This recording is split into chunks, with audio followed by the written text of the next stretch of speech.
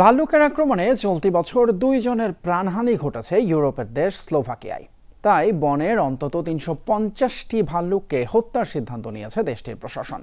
এমনকি হিংস্র এই প্রাণীটির হাত থেকে বাঁচতে দেশটির 55টি অঞ্চলে জারি করা হয়েছে জরুরি অবস্থা।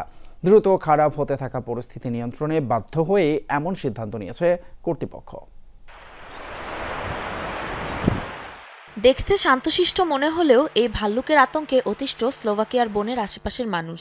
গহীন অরণ্য থেকে খুব একটা বের হতে দেখা যায় না বাদামি বর্ণের বিশাল আকার এই প্রাণীটিকে।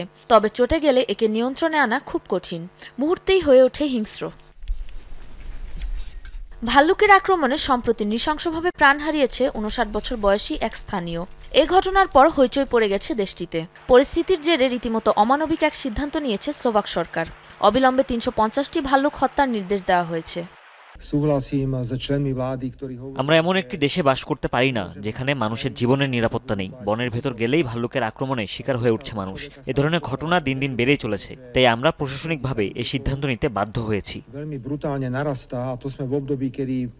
স্লোভাকিয়া প্রশাসনের হিসেব মতে দেশটিতে গেল 1 বছরে ভাল্লুকের সংখ্যা বেড়ে দাঁড়িয়েছে 1000-এর বেশি। সেই সাথে বেড়েছে আক্রমণের সংখ্যাও। গেল 1 বছরে ভাল্লুকের আক্রমণ রেকর্ড করা হয়েছে অন্তত 1900টি। এরই মাঝে জরুরি অবস্থা জারি করা হয়েছে 55টি অঞ্চলে। এবছর ভাল্লুকের আক্রমণে 2টি মৃত্যু ও বেশ কিছু গুরুতর আক্রমণের ঘটনা ঘটেছে, যার ফলে আশঙ্কাজনক হারে হ্রাস পেয়েছে ওই এলাকাগুলোর পর্যটন। আমরা চাই না এ পরিস্থিতি আরো গুরুতর হোক। মানুষের নিরাপত্তায় বাধ্য হয়ে ভাল্লুক হত্যার সিদ্ধান্ত নিয়েছে স্লোভাকিয়া। গেল বছর একই ঘটনায় বনাঞ্চলের অন্তত 144 ভাল্লুক নিধনের নির্দেশ দিয়েছিল স্লোভাকিয়ার পরিবেশ মন্ত্রণালয়।